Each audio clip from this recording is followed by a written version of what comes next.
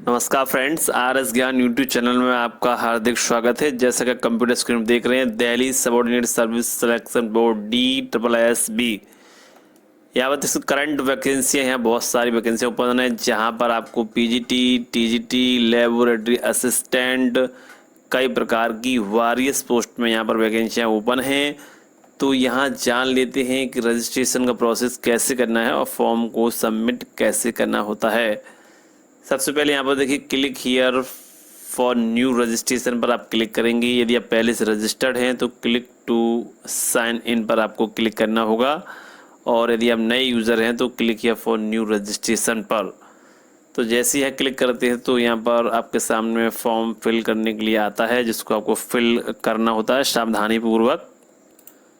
इस प्रकार आपके सामने जो है रजिस्ट्रेशन का पेज यहाँ पर ओपन हो जाता है, जहाँ पर आपको नेम ऑफ एप्लीकेंट, उसके बाद री एंटर नेम आपको डालना होता है सही, ठीक है। उसके बाद डेट ऑफ बर्थ है, री एंटर DOB है आपको डालनी है, उसके बाद 10th का रोल नंबर डालना है। देखिए यहाँ पर यदि आप 0 लगाकर डालेंगे तो एक्सेप्ट नहीं करेगा। आगे का 0 इसलिए हटाना होता है क्योंकि सिस्टम ने पहले से ही अपने आप में सेव कर रखा है 0 को। तो आप विदाउट 0 के रोल नंबर को यहाँ टाइप करेंगे। उसके बाद यहाँ पर आप पासिंग ईयर है, जेंडर है और नेशनलिटी है, father's name, mother's name, spouse name, सब कुछ सही से डालेंगे। उसके बाद मोबाइल नंबर, ईमेल आईडी भी सही डालेंगे, ठीक है। यहाँ ऑप्शन बना हुआ है OTP का, OTP डालकर ईमेल मोबाइल को वेरीफाई करेंगे।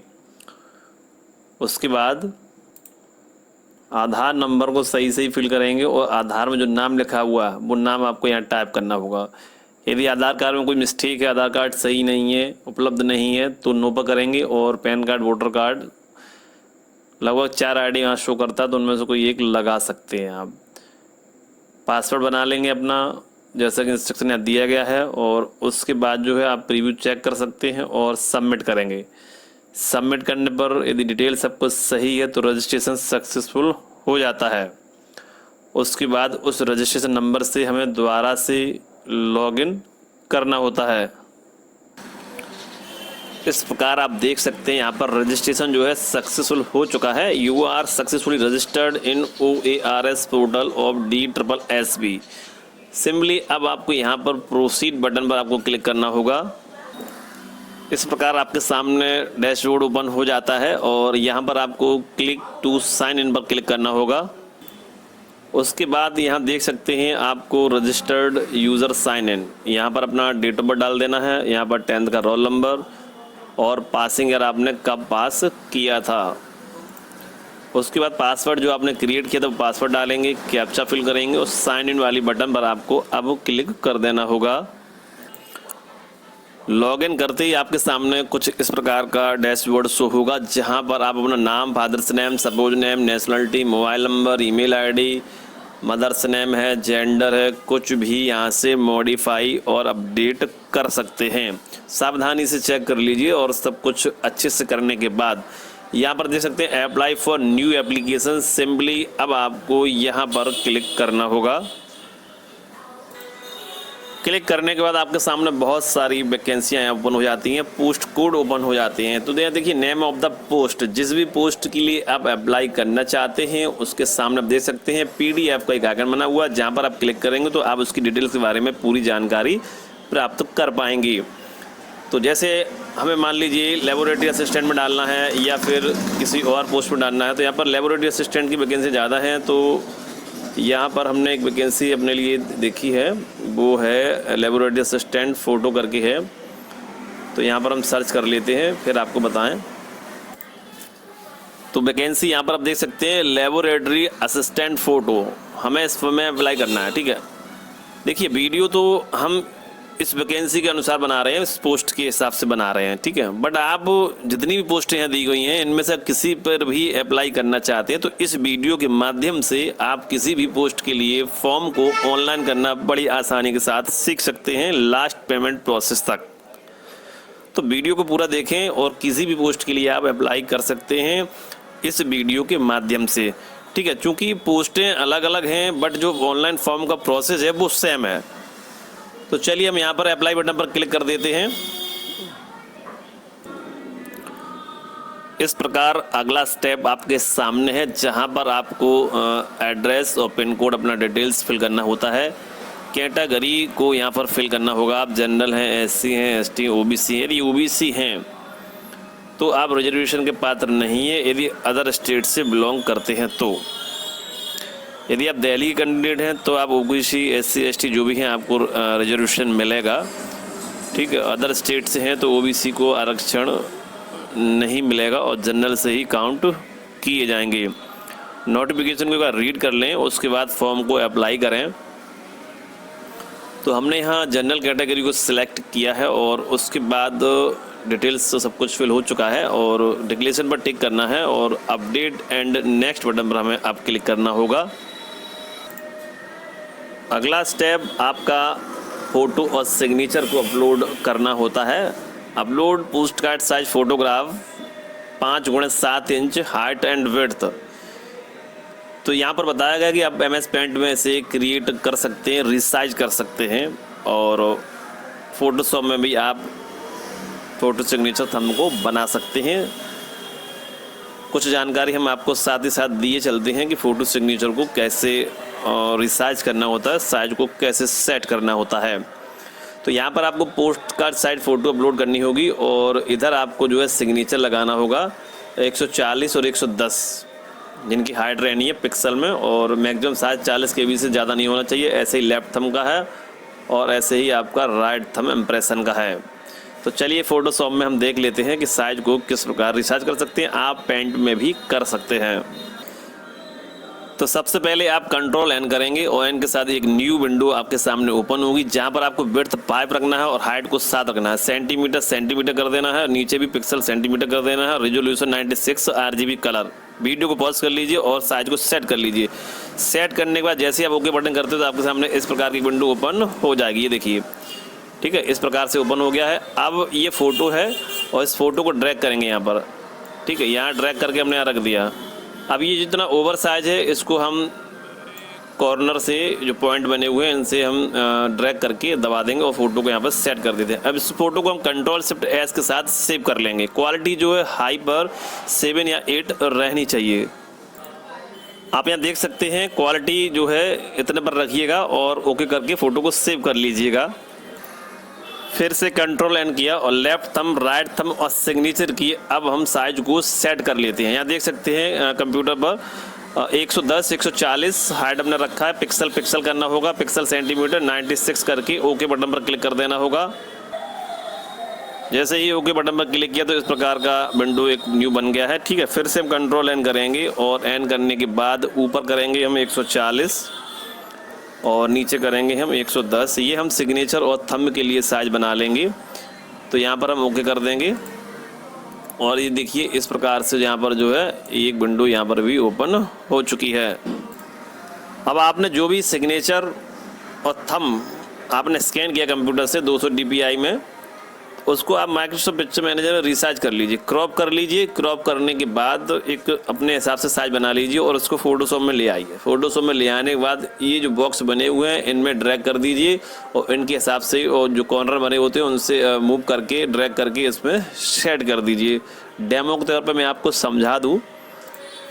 ये देखिए डेमो सैंपल इमेज है, मैंने यहाँ सैंपल रख रखा, बट आपको सैंपल नहीं लिखना है। आपको अपना ओरिजिनल थंब रियलिटी स्कैन करना है, ऐसे ही सिग्नेचर करना है, सभी डॉक्यूमेंट ओरिजिनल्स लगाने हैं। किसी प्रकार की कोई ओवर राइटिंग आपको नहीं करनी है, क्योंकि ये वीडियो है और डेमो के तौर पर समझाने के पर्पज़ से आपको बनाया जाता है, जिससे कि आप फॉर्म करना सीख सकें, ठीक है।